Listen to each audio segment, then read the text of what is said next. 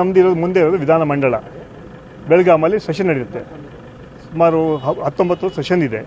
ಈ ಸೆಷನ್ನಲ್ಲಿ ನಮ್ಮ ಸರ್ಕಾರದ ನಮ್ಮ ರಿಪೋರ್ಟ್ ಕಾರ್ಡು ನಾವೇನು ಸರ್ಕಾರದ ಕಳೆದ 2 ವರ್ಷ ಏನೆಲ್ಲ ಕೆಲಸ ಮಾಡಿದ್ದೀವಿ ಜನರ ಮುಂದೆ ಇಡ್ತೀವಿ.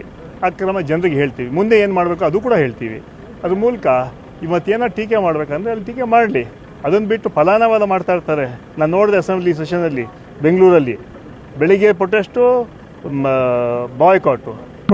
ಬಾಯ್ಕಾಟ್ ಇಡೀ ನಮ್ಮ ಸದನ ಸಮಯ ಹಾಳು ಮಾಡಿದ್ದೆ BJP JDSನವರು. ಆದರೆ ತಮ್ಮ ಮೂಲಕ ಮನವಿ ಮಾಡ್ಕೊಳ್ತೀನಿ, ಅದು ಚೀಫ್ ವಿಪ್ ನಾನು, ದಯವಿಟ್ಟು ಕೈ ಮುದ್ದು ಕೇಳ್ಕೊಳ್ತೀವಿ, ಚರ್ಚೆ ಮಾಡಿ, ಫಲಾನುವಾದ ಮಾಡಬೇಡಿ, ಹೌದಲ್ಲಿ ಕೂತ್ಕೊಂಡು ಚರ್ಚೆ ಮಾಡಿ. ನಿಮಗೆ ಜನ ಕಳಿಸಿರೋ ಚರ್ಚೆ ಮಾಡಲಿಕ್ಕೆ, ಸಮಸ್ಯೆಗೆ ಸಮಾಧಾನ ಹುಡಲಿಕ್ಕೆ, ವಿಧೇಯಕಗಳನ್ನು ಪಾಸ್ ಮಾಡಲಿಕ್ಕೆ ಆ ಕೆಲಸ ಮಾಡಿ. ಏನಾದರೂ ಸಮಸ್ಯೆಗಳಿದ್ದರೆ ಹೌದಲ್ಲಿ ಕೇಳಿ, ಅದಕ್ಕೆ ಉತ್ತರ ನಾವು ಕೊಡ್ತೀವಿ.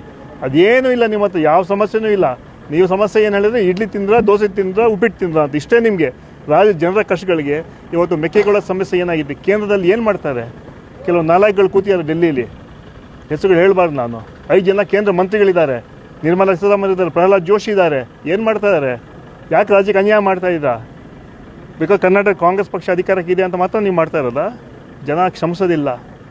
ಮೇಕೆದಾಟು ಕಾರ್ಯಕ್ರಮ ಇರ್ಬೋದು, ಮಾದಾಯಿ ಇರ್ಬೋದು, ಇದೆಲ್ಲ ಯಾಕೆ ನೀವು ಸಮಸ್ಯೆ ಕ್ಲಿಯರ್ ಮಾಡ್ತಾ ಇಲ್ಲ?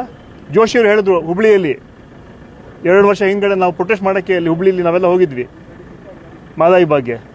2 ತಿಂಗಳು ಕಾಯಿರಿ, ವಿಜಯೋತ್ಸವಕ್ಕೆ ಕರಿತೀವಿ ಅಂತ ಹೇಳಿದ್ರು. ವಿಜಯೋತ್ಸವಕ್ಕೆ ಹೇಳಿ 2 ವರ್ಷ ಆಯಿತು. ವಿಜಯೋತ್ಸವನೂ ಇದೆ. ಬೇಕಂತ ರಾಜಕಾರಣ ಮಾಡ್ತಾರೆ. ನಮ್ಮ ರಾಜ್ಯಕ್ಕೆ ಬರುವಂಥ ಅನುದಾನ ತರಂತಹ ಯೋಗ್ಯತೆ ಕೆಲವು ಮಂತ್ರಿಗಳಿಗೆ, MP ಗಳಿಗಿಲ್ಲ.